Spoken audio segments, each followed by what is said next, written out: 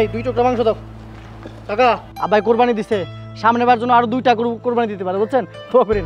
এই কাকার 2 টুকরা মাংস দে। ও কই হলি নিয়ে আসেন, আসেন যান যান যান। ওকে আসেন আসেন। আন্টি দোয়া করেন, হ্যাঁ দে 2 টুকরা দে। দোয়া করেন। হ্যাঁ ঠিক আছে স্যার, আমার আর 2টা টুকরা বেশি দেন না। আমার পোলা ডাইতে পারে নাই, গায়ে জ্বর, বাড়িতে আছে, ওর জন্য 2টা টুকরা দেন না। এই এই মহিলা, নিজে তো নিশ্চয়ই আবার আরেকজনের জন্য নিতে চাও? হ্যাঁ নিয়েন না। যাও যাও। মা উঠো উঠো।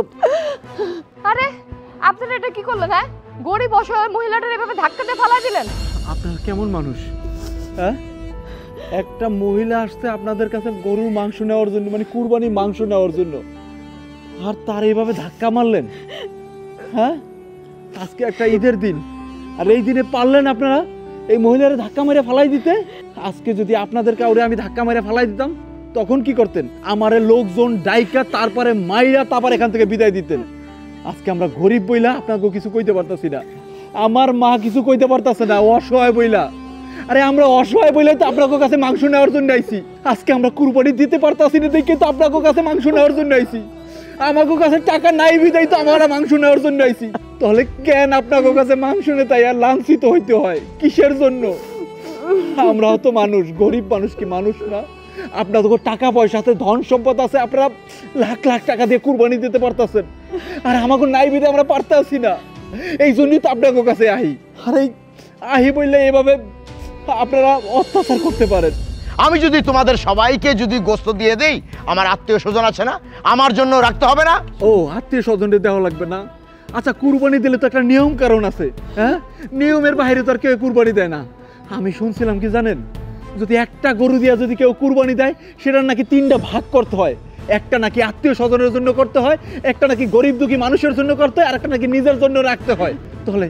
তাহলে যদি আপনারা আর 10 লাখ টাকা দিয়া যদি একটা গরু দিয়ে কুরবানি দেন, যদি সেই গরুটা যদি 500 কেজিও মাংস হয়, তাহলে গরিবের ভাগে কি 100 কেজি মাংস নাই?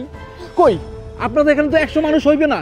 হ্যাঁ, আমি শুনছি প্রায় মানুষই এখান থেকে নাকি চলে গেছে গা। তাহলে 50 জন মানুষ হইব।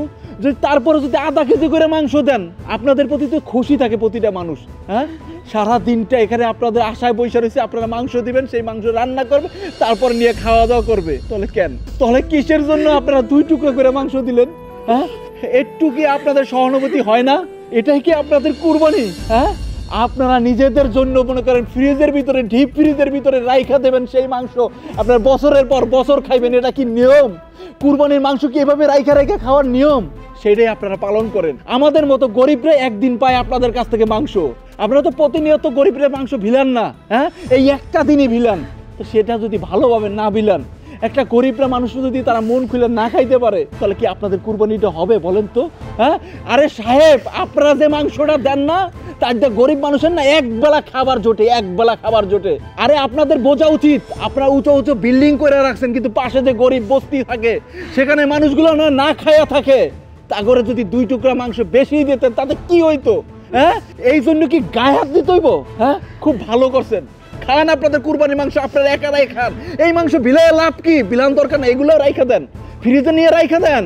রাইখা দিলে কয়দিন পর পর খাইতে পারবেন, 2 টুকরা 5 টুকরা 10 টুকরা কইরা। হ্যাঁ, এই বছর কেন, এই কুরবানির মাংস সামনের বছর আপনারা খাইবেন। আর আপনারা এত বড় একটা গরু কোরবানি দিচ্ছেন, 2 টুকরা মাংস করে মাংস দিতেছেন, আপনাকে কি লজ্জা করে না? হ্যাঁ, সবাই কি করতেছিল, আপনারা নাকি 10 লাখ টাকা দিয়ে একটা গরু কিনছেন। 10 লাখ টাকা দিয়ে যদি একটা গরু কিনেন, তাহলে গরিব মানুষ করে 2 টুকরা করে মাংস কেন দিতেছেন? সবাই না হলো তো আধা কেজি 1 কেজি করে মাংস দিবেন, তাই না? তাই মেয়ে, এত বড় বড় কথা বলছো, নিজে একটা গরু কিনে তারপর সবাইকে দিও। হ্যাঁ, শোনেন, সেই সামর্থ্য যদি আমাকে থাকতো, তাহলে আমরা গরিব মানুষরা আপনাদের কাছে এসে হাত পাততাম না। ঈদের দিন আপনাকে অপেক্ষায় থাকতাম না যে আপনারা কখন গরু কাটবেন আর কখন আমাকে মাংস দিবেন, আমরা বাড়িতে যা রান্না করবো। আপনাকে আল্লাহ এত ধন সম্পদ দিছে, এত টাকা পয়সা দিছে, তারপর আপনারা কোরবানি ঈদের সময় কেন এমন করেন? সব মাংস কেন আপনারা নিজেকে ফ্রিজে ঢুকায় রাখেন? এরকম করলে তো আপনাকে কোরবানি হইব না। কোরবানি তো গরিব মানুষ গলেগা। এই মেয়ে, এত যদি তুমি জ্ঞান দিতে পারো তো নিজে একটা গরু কিনে তারপর কোরবানি দাও। সবাইকে মাংস বিতরণ করো। এখানে আসছো কি জন্য?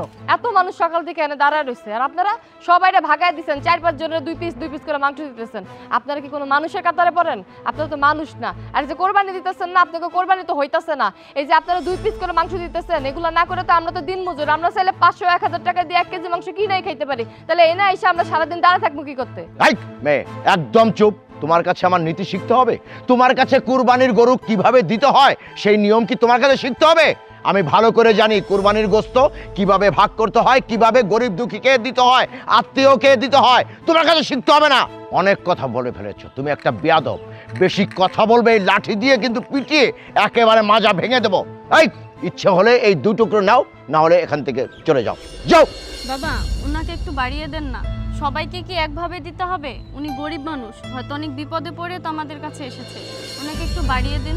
এই তুমি যে এত পটার পটার করতেছো, তাহলে তোমার বাপের বাড়ি থেকে একটা গরু এনে কুরবানি দিয়ে তাহলে দিয়ে দাও। হ্যাঁ, উনি তো ঠিক কথা বলছে বাবা। এত যদি দয়ালু হও তা নিজের বাপের বাড়ি থেকে গরুটা নিয়ে এসে সবাইকে বিতরণ করে দাও। পক পক করতেছো বেশি বেশি। চুপ থাকো একদম। দীপরাজ, এই মেয়েকে এই লাইন থেকে বের করে দাও। এই বেরো বেরো। এই শোনেন, আমি আপনাকে কয়ে দিতেছি, আপনাকে কোরবানির মাংস আমরা নিমু না। 2 টুকরা কেন, 1 টুকরাও দিলেও আমরা নিমু না। কারণ কি জানেন, আপনাকে কোরবানি না কবুল হইব না। আপনারা নিজেকে মাংস নিজেরাই খান। এই সবাই চলেন। হ্যাঁ চলো মা, আমাকে ওই মাংস দরকার নাই। ওর সে না খাইয়া থাকা অনেক ভালো। চলো, আমাকে পেট এমনি ভরে গেছে গা।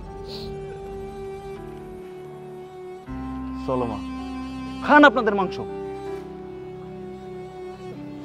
ভেতরে নিয়ে যাও সব।